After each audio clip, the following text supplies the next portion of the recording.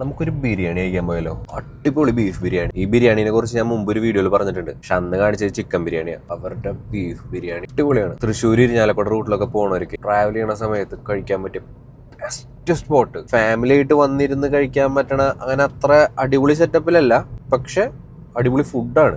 ഇരിഞ്ഞാലക്കുട തൃശ്ശൂർ റൂട്ടിൽ ശരിക്കും കുറച്ച് നല്ല റെസ്റ്റോറൻറ്റുകൾ വരേണ്ട ആവശ്യമുണ്ട്. കാരണം ഒരു നല്ല റെസ്റ്റോറൻറ്റ് കഴിഞ്ഞ് കഴിഞ്ഞാൽ പിന്നൊരു അത് മിസ്സായി കഴിഞ്ഞ് കഴിഞ്ഞാൽ പിന്നെ അടുത്തത് വരുന്നത് കുറേ ദൂരം കഴിഞ്ഞിട്ടാണ്. ലൊക്കേഷൻ വരുന്നത് പൂശിനിപാടം. പൂശിനിപാടത്ത് ഈ ഒരു ടേണിയൊക്കെ കഴിഞ്ഞ് അങ്ങനെ വരുന്ന വഴിക്ക് ലെഫ്റ്റ് സൈഡിൽ കേക്ക് വേൾഡ്. സങ്കടമൊന്നുമില്ല, എന്നാലും നല്ല വിഷമമുണ്ട്. ഇപ്പൊ ബീഫ് ബിരിയാണി കൊടുക്കണില്ല. നല്ല ബീഫ് ഇപ്പൊ കിട്ടാനില്ലെന്നാ പറയണേ. നല്ല ബീഫ് കിട്ടാനില്ലെങ്കിൽ ബീഫ് ബിരിയാണി കൊടുക്കണ്ടെന്നാ വെച്ചു. കിട്ടില്ല ബീഫ് ബിരിയാണി അവിടുത്തെ. എന്നിട്ട് ആ സാധനം അത് അവര് കൊടുക്കണില്ല എന്ന് പറയുമ്പോ ആ ക്വാളിറ്റി മീറ്റ് ചെയ്യാൻ വേണ്ടിട്ട് അതൊക്കെയാണ് മൈൻഡ്.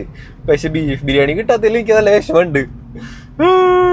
അല്ലേ ചിക്കൻ ബിരിയാണി വാങ്ങിച്ചിട്ടുണ്ട്, നല്ല ചെറിയൊരു വിഷമമുണ്ട്. അപ്പൊ നല്ല ബീഫ് കൊടുക്കാൻ പറ്റുന്ന ആൾക്കാരെങ്കിലും ഉണ്ടെങ്കിൽ അവരൊക്കെ കോണ്ടാക്ട് ചെയ്യും. നമുക്ക് ബീഫ് ബിരിയാണി കഴിക്കണ്ടേ?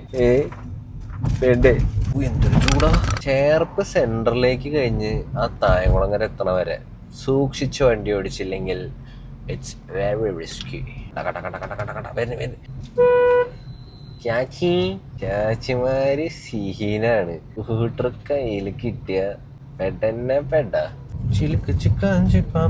ഈ കട കണ്ട വണ്ടി മിൽമേലത്തെ ഒരു പൊറോട്ടയുണ്ട്. 5 രൂപ പൊറോട്ടയ്ക്കുള്ള കാലം. എന്നാലും ബീഫ് ബിരിയാണി ഇല്ലാത്തൊരു വിഷമം തന്നെ.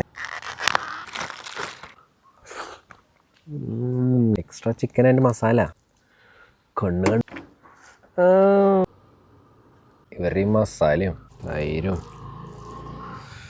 ഒരു കഷ്ണം ചിക്കൻ പീസും. ഇവിടുത്തെ സ്പെഷ്യാലിറ്റി എന്താ വെച്ചാൽ ഓവർ മസാല ഇല്ല, ഭയങ്കര മൈൽഡ് ഫ്ലേവറിലാണ്. അത് അടിപൊളിയാണ്.